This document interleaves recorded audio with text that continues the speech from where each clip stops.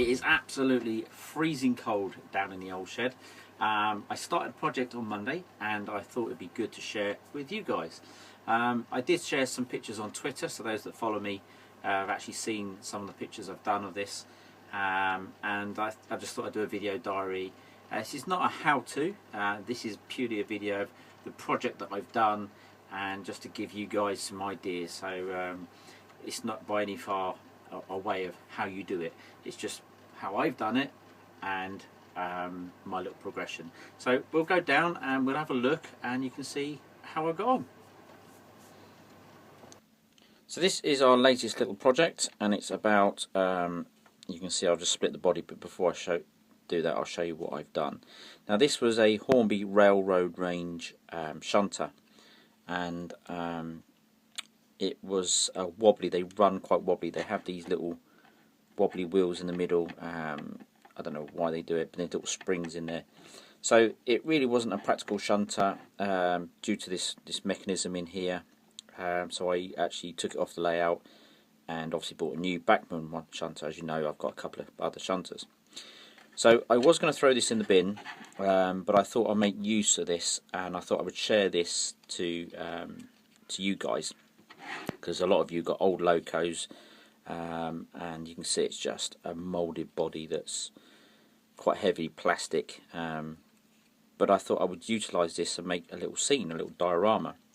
So let's push that out of the way for a second, and as you can see, which I'm hiding, I've actually cut this bit here out. So I've got a Dremel and I've dremeled out all the bodywork there. So as you can see, it is now quite open.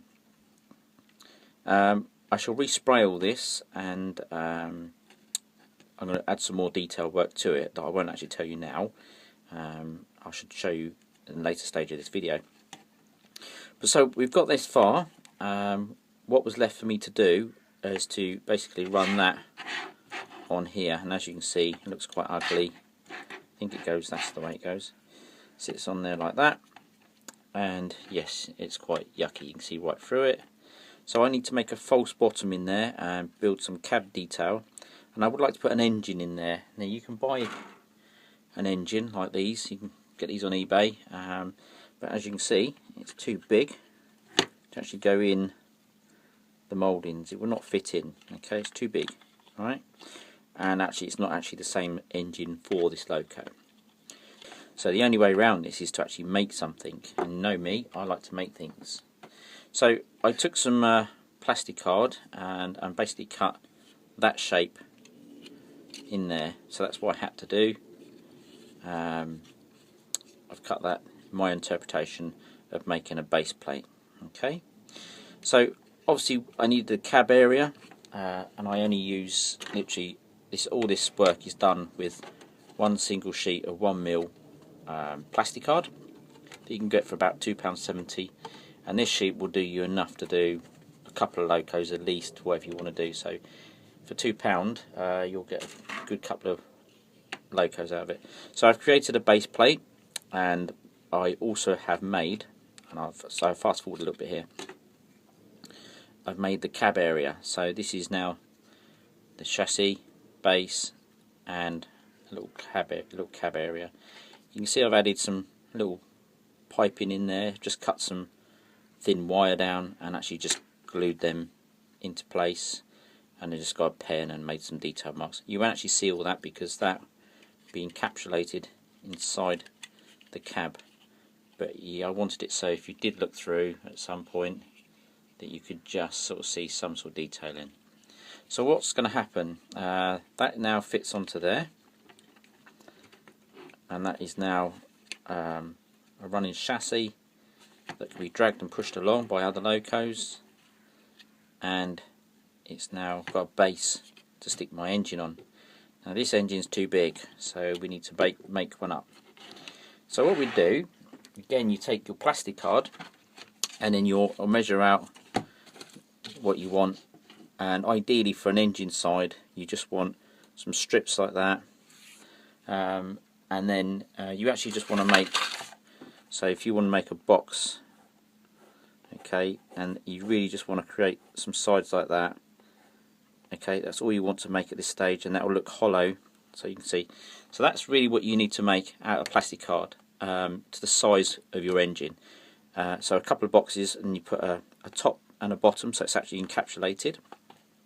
So it will give you this kind of shape in a sense. Okay, a 3D shape, give you an idea. I'm not going to make one because I've already done some. Once you've made all your boxes out of plastic card, so let's just pretend this is our plastic card box. I'll move this out of the way. I'm a bit of a hoarder for broken cars, exhaust pipes, things like that off model car. This is actually for Trans Am, I think, or a Corvette. So these are exhaust pipes. You can just cut them off with a Dremel. Little silver parts and pipes. All these are really good to add to engine detailing. You've got some little things there. If you actually cut that off, you could glue that to the side of an engine like that. That gives you another part. It all looks a bit Mickey Mouse at this stage, but you'll see in a minute. On here, you've got nice little detailing. So you've got all this in there. So I would cut all this off and probably stick that in the middle, cut that in half, and then mount that in the middle. So that's what I've done. I'll show you some pictures that you can see now.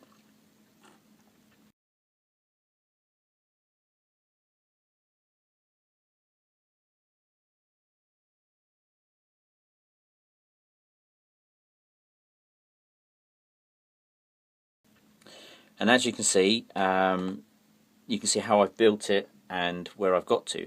So this is the final stage of that that you've seen. I've now actually sprayed it up.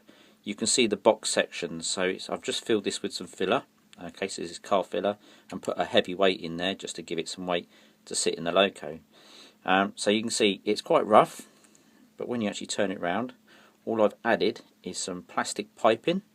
So you can see there, that's just some tubes stuck to the top. So if that's your module, I've just stuck some tubing, that's that stuck on the top. All these little parts I've just glued on top, as you saw the picture before, and then I've added some copper wire, some brass wire, sorry, just put that in, super glued them into place, and then spray it all up. Give it a good old spraying in something like that, and you get an engine no different than that, but it's actually tailor-made to fit into your Loco. I had to do a little bit of fettling in here to get it into this little recess in there, so that's very important. But what we have now is, if I just drop that in very carefully, you now have an engine that sits inside your Loco. And as you can see already, it's brought this little train back to life, giving it a bit of a purpose. And all that is plastic card and some of these little tiny parts. That bit there you can see there is actually, that's another one there. It's actually that bit of pipe there, so that's that. And then one of these was one of them I cut down. I just cut the off of here.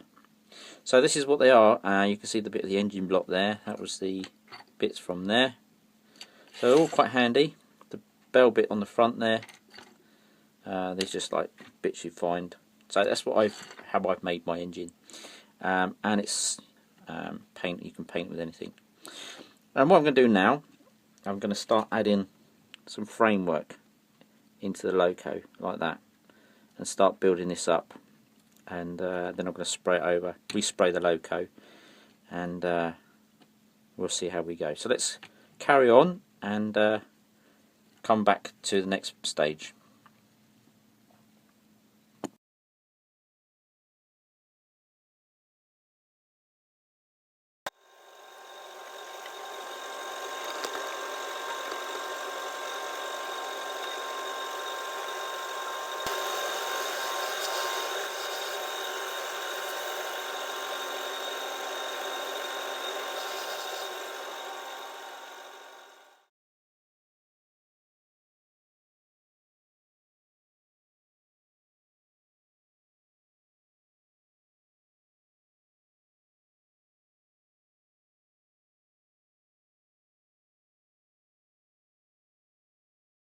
So work is now complete on the 08 shunter. So it's all that's left for me to do is actually reveal it. So here we go. We'll drag it out the shed with our Bachmann shunter, and here she comes. And I'm going to bring the camera down to this, so it might be a little bit shaky, but it's the only way I can show you the detail. So I'm going to stop it there. So just before I bring the camera down, you can see I've resprayed it. If you actually look at the Bachmann model, you can sort of see that the colours are pretty much the same. The only thing you'll notice is this one is just slightly higher. So you can see this is higher compared to this one here. That's because it's a railroad range and they are slightly overscaled. I always knew that was going to be the case. But you can see I've copied the yellow and the flash in, and then I've done the same colour on the bodies. So I've taken that dark blue off, which was probably this kind of blue, taken it back down to the BR blue. So if this one's pulling that as together, they will look quite good. And I'll do a little running shot in a minute so you can see that running down the line. If I drag that through, and then so bring that back out, and then we can see the I'll show you down the engine bay and the detailing I've added. So this is a little bit close up. You can see the blue piping around the front of the radiator, which is the same as the blue piping you get there. Now you could probably buy these as kits. I don't know where, I'm sure you can do, but what I have done to make this on there is quite simple. When you hardwire your decoders and you get the excess wire, the miniature wire that's very fine, you obviously get blue, black, red, orange and grey and greens and all the rest of it. So these are just spare bits of wire that I've kept, bent round and glued actually to the front of the fascia of the radiator, and therefore you get that nice little detail in without actually any cost or expense.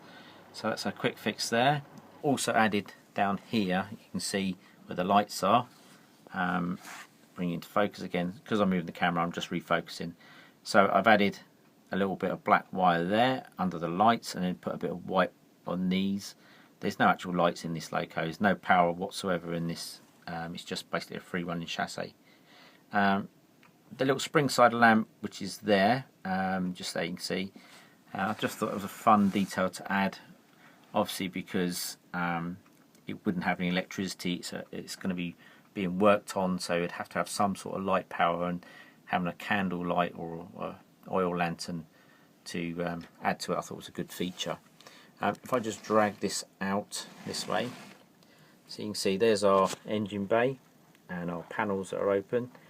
You can see them there, and I've added some sort of weathered effects, and you can see I've actually painted, so I've sort of dulled a bit of white into the blue, and this is all done in and the blue was done in enamel, but I mixed a little bit of acrylic in with the enamel as a little trial. It doesn't quite go, the enamel dries, the acrylic dries too quick, but it actually has a little dragging effect before it dries, and then got this little tiny sort of stained light coloured panel look. So yeah, it was quite good. I run out of white paint for enamel, so that was the reason why I did it in the acrylic, just mix the two together. Goes against the grain, but certainly gave a great little effect. And then I've just used weathering powders, you can see in here, in the grills and on the roof. Again, that's not painted black, I've just used weathering powders and brushed it on and added the stickers, just to purely look as if these two were a pair somewhere in their life, and they work together somewhere. So there we go. That's if I look at the back again, at the back, I'll bring that way slightly, and that should focus in. So we've got another little spring side lamp on the back there. I've changed these buffers over. On the Hornby range ones, these were very big, very oval, very round buffers that are big. I've just changed them for these slightly smaller ones to be a little bit more prototypical. Spring side lamp. I kept the back the same, I didn't change any of that because the detailing was so good. I thought I'd leave that on there purely just to tie it all in. So really that is our little Loco, and all the weathering that needs doing, and I think you'll find it actually sets a nice little scene with it there. I did a little research on this.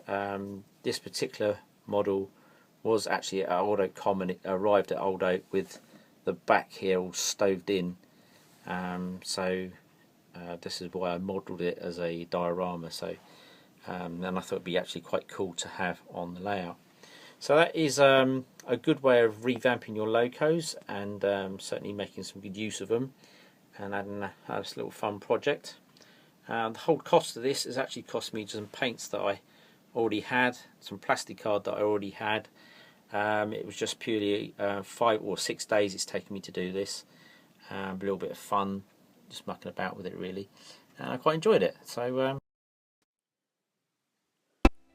well, that brings us to the end of our Shunter Restoration project. Many thanks for watching, and don't forget to check out other great channels that need your support. Till next time, look after yourselves, and I'll catch you all very soon.